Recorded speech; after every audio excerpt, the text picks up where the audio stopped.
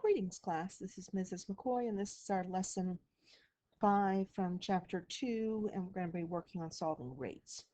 Now, the rates that we're working with in these word problems, we're not going to be working with any of this graphically, but we will see this information um, with the graphing and the word problems in the next chapter.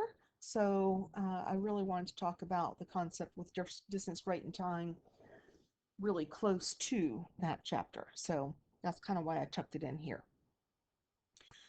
And our first concept is if we're talking about a rate, then it's a ratio where we're going to compare two quantities that have different units of measure. One of the most common is in miles per hour. So if we want to write this as a rate, then we start with miles over hours.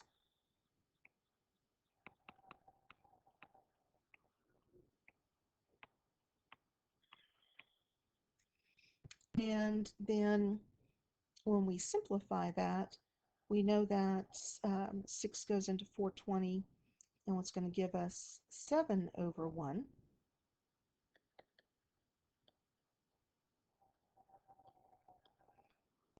And we would then simplify that down into 7 miles per hour.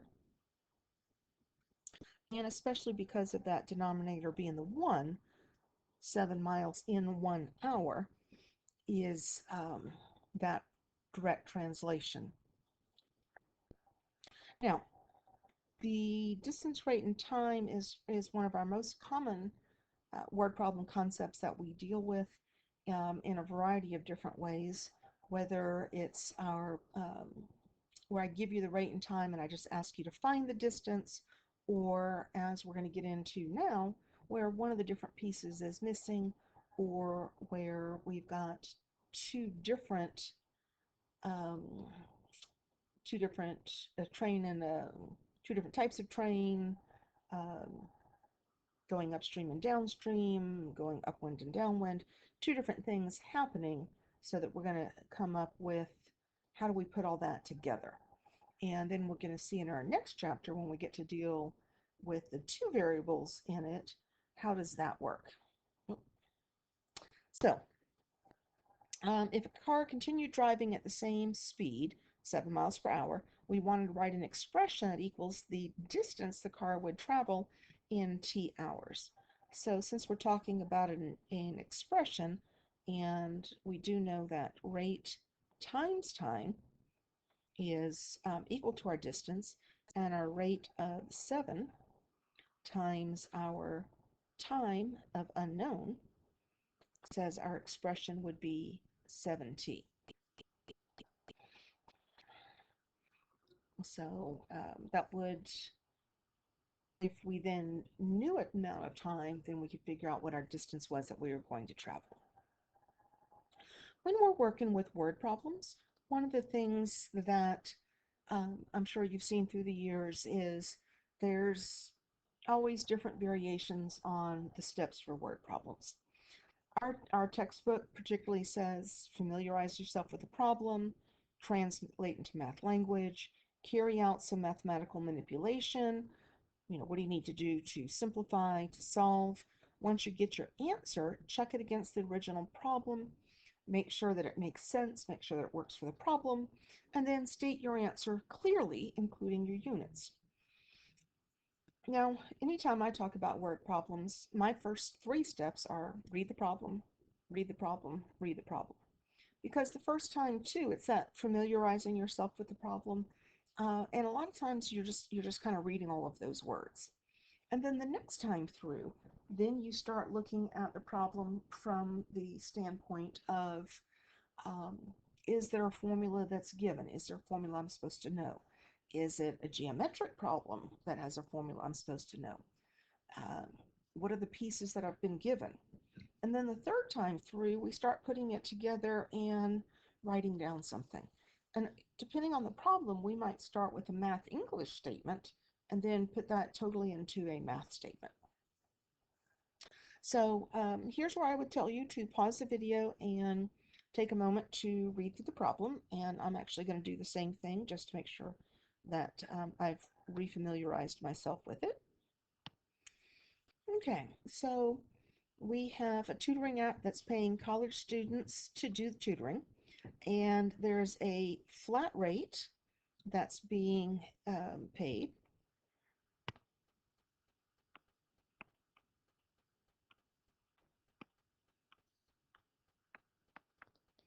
Of $330, and that's for the web hosting.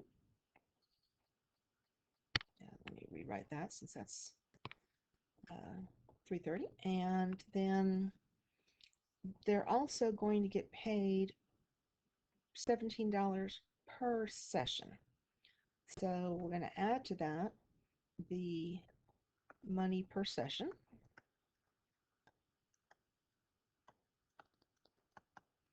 And we've got a budget of $1,600. So our total available to pay. And we want to know how many tutoring sessions can we afford. So we know we've got the $17 per times number of sessions, and we don't know how many sessions it is. So we're going to call that X. The total amount that we have is 1,600. So we familiarized it. We translated it into a math English statement. Then we translated it into a math statement. Now we want to do that mathematical manipulation. In order to solve, we know that we want to then get the term with the X by itself. So we're going to subtract that 330 from both sides. And that's going to give me, let's see, 752. Then we're going to divide both sides by 17.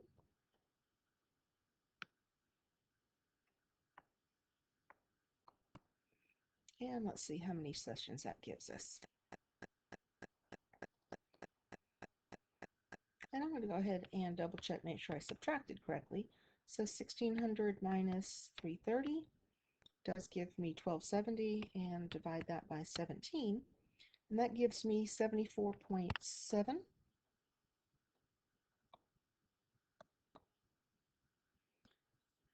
And so we want to check our possible answer. And so let's check something here. If we do 330 plus 17, and if we rounded that up to 75, we'd have 17 times 75.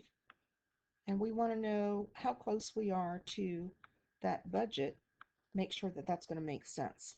So let's see what happens. 17 times the 75 gives me 1275.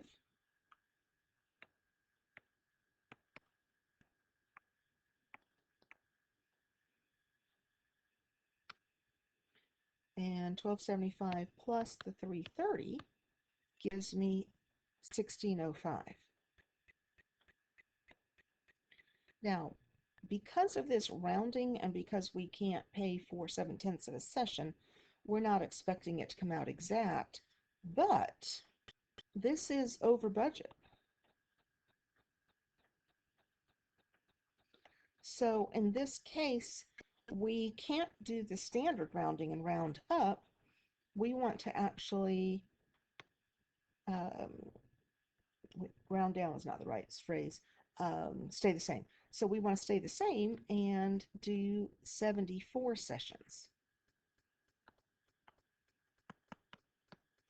That'll bring me in under budget, and then that way we know how many sessions can we that we can arrange. Writing that as a complete sentence, we could then say that the student would be able to have up to 74 sessions and remain within the budget. So, but this extra little bit here of paying attention to and checking back in to make sure that the answer makes sense, because 75 almost made sense. It was really close, but it did go over budget. So in this case, we could not use the standard rounding concept. So that last little bit is really, really important to go back and look at. Okay, now when we are working with um, something that can, let me rephrase that. Let's see. We have one object moving, a boat in the water or an airplane in the air. Uh, but that object is being acted against by nature or being helped by nature. So when we have a boat that's going upstream, then it's said to be going against the current. And if you were to go to one of our rivers and look, you would see the current going one way, and then the person having to work against the current. So the boat has to be faster than the current in order for it to go upstream. So the speed of the boat gets slowed down by the current. And really understanding what I just said, boat is slowed down by current.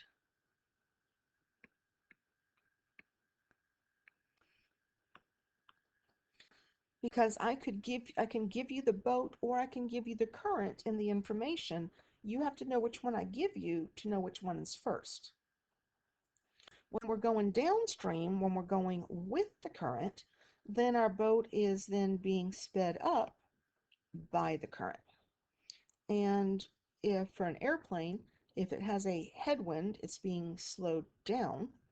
So the plane is being slowed down by the wind. And when we're going with the wind, you are sped up. And if you've ever had the opportunity to fly cross country, then that may be something that the pilot may have come on and talked about, that the headwind's a little bit stronger than expected, so it's slowing you down. You're going to be a little bit delayed getting in, or they may say we've been authorized to go a little faster to compensate for that headwind, so we'll get there on time, or even that the headwind is not as bad as expected or not as strong as expected. It's not that headwind is bad, and we're going to get in ahead of schedule. So those can be things that you may actually hear the pilot talk about. Or when you're coming back across country, when you've got that tailwind helping you back, saying, "Oh, we're going to get in a little bit early because the tailwind." So, um, so that's your travel advisory for the day. Now, let's take a look at just one boat in the water. We have a boat that travels 12 kilometers per hour in still water. Now, in still water says this is how fast the boat goes by on its own without water speeding me up or slowing me down. And we want to go upstream 27 kilometers, and the river's current is given to us. So this is implying that we're talking about distance, rate, and time. So let's identify all those pieces. We've got a rate of 12 kilometers per hour.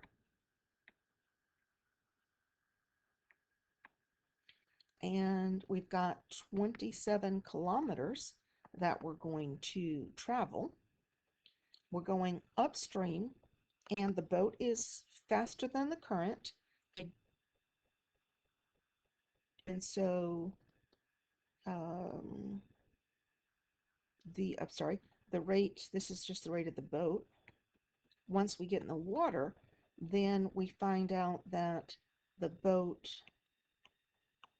minus upstream, yeah, minus the current. So I gave you the boat. The current's going to slow me down by 3. So the the speed that the boat's actually going to be able to travel upstream is 9 kilometers per hour. And let's see, how long will it take? It says we want to find the time. So we've got our general formula. Distance is equal to rate times time. My distance is 27. My rate, I figured out, was actually 9. And we're going to divide both sides by 9.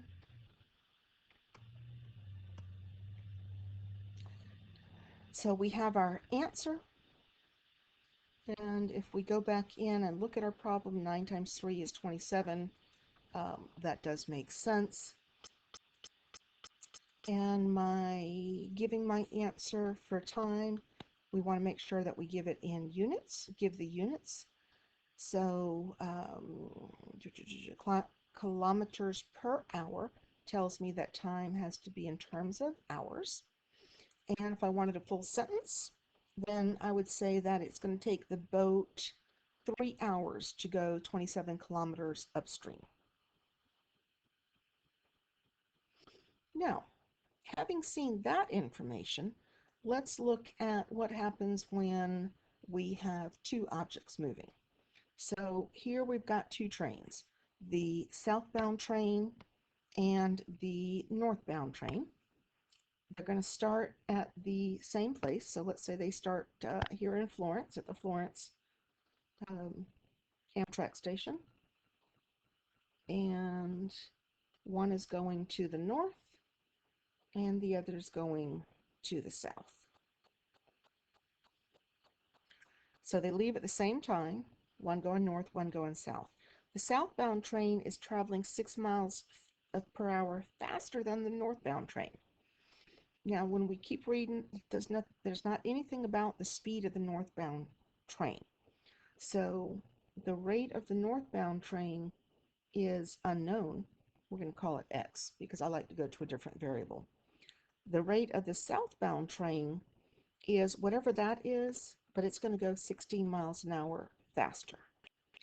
Now, this is what I was talking about a couple minutes ago when I said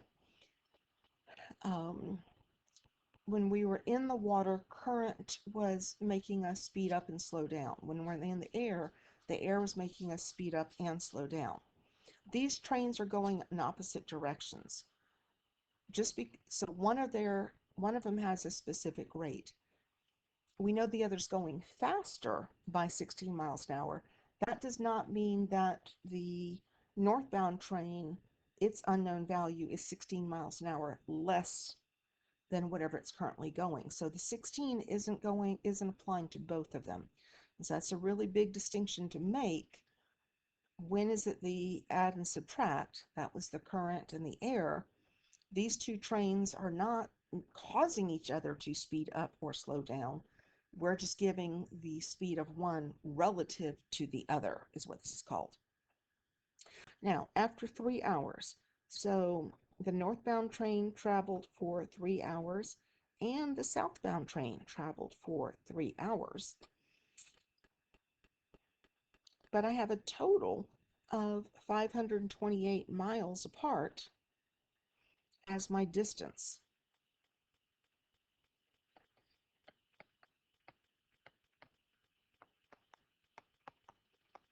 So what that tells me is in order for me to come up with an equation, then my distance total has to be whatever the distance the northbound train traveled, and I have to add to that whatever the distance the southbound train traveled. Now I have the distance total that was given, but I don't have anything that splits up the distance between the north and the south. And it's not a 50-50 because one was going faster than the other. We do know that distance is equal to rate times time. So we can do the rate of the northbound train and the time of the northbound train. And we said rate was x and time was 3, plus the rate of the southbound train and the time of the southbound train, and that gives me a rate of x plus 16 and a time of 3. So that I have that equation now to solve. I'm going to move that 528 down so it looks like it's all one equation.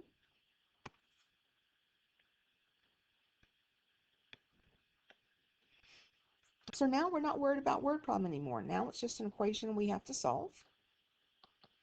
X times 3 we know is more commonly written as 3x plus 3 times x plus 3 times 16 we do have to collect the like terms first before we start moving terms around. There's only an x on the right side, so that tells me the easiest thing for me to do is subtract that 48 from both sides.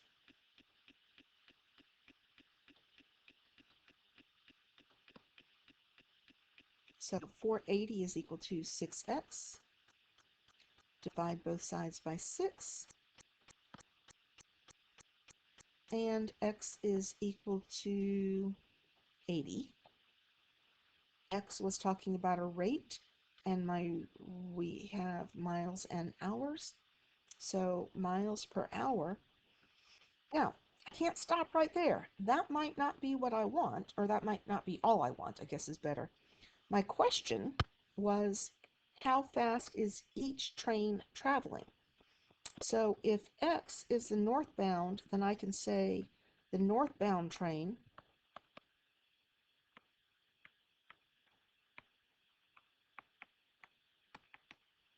is going 80 miles per hour, and 80 plus 16 gives me 96. So I can say the southbound train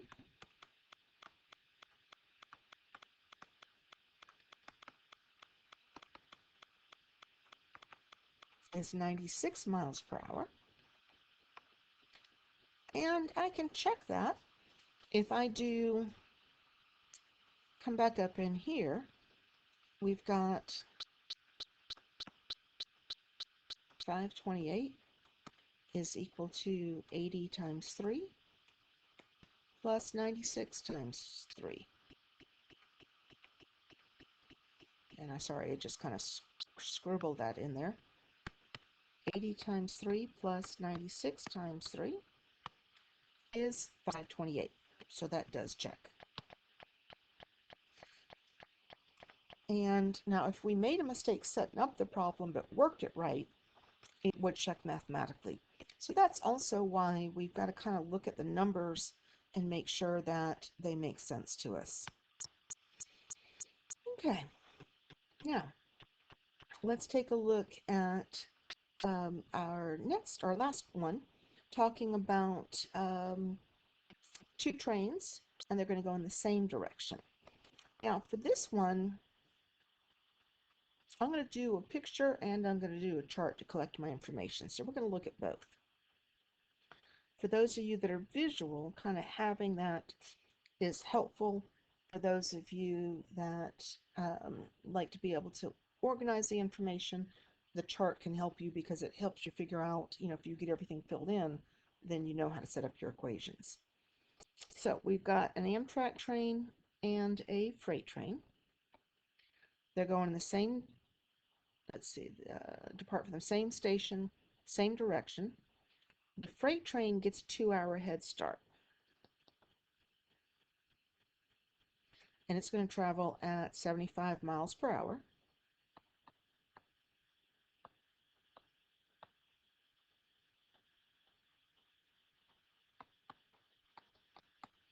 The Amtrak leaves 2 hours later,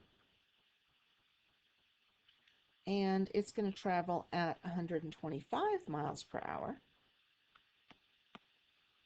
And I want to know, how long is it going to take the Amtrak train to catch up to the freight train? So there's going to be some point where they catch up, and then they're traveling off, hopefully, obviously, on parallel tracks, so they're not going to crash into each other. And then because the Amtrak train is going faster, then it would eventually overtake and leave the freight train behind. But let's look at those two things in chart form. And our chart is just going to be talking about distance, rate, and time, and how do we organize that information. So we've got our Amtrak and our freight train. They are going to travel the same distance, because when they catch up, it's the same amount. We don't know what it is, we just know they're the same. The rate The Amtrak's going to be going at 125 miles per hour. The freight train's going to be going at 75 miles per hour. And now here's the part that you got to make sure you set up correctly. We don't know how long either one of them's traveling. If we start with the freight train being an unknown amount, and then the Amtrak left later, it's going to travel less time, or we'll start with the we'll use a different variable. We can start with the Amtrak first, and then the freight train traveled 2 hours more than it did. So we can use either setup, and it depends. If I ask for both pieces of information, as far as how long did they both travel, then it won't matter.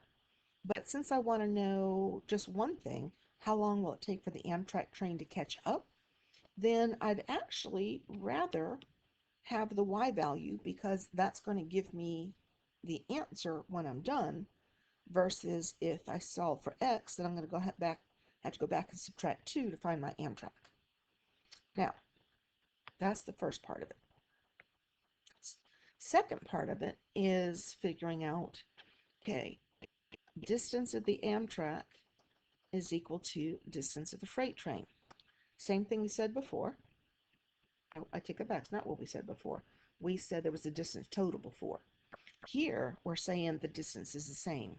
So the rate of the Amtrak and the time of the Amtrak has got to equal the rate of the freight train times the time of the freight train. And it doesn't matter if you put freight train on the left and Amtrak on the right. So the rate of the Amtrak was 125. And I said that I was going to use this information.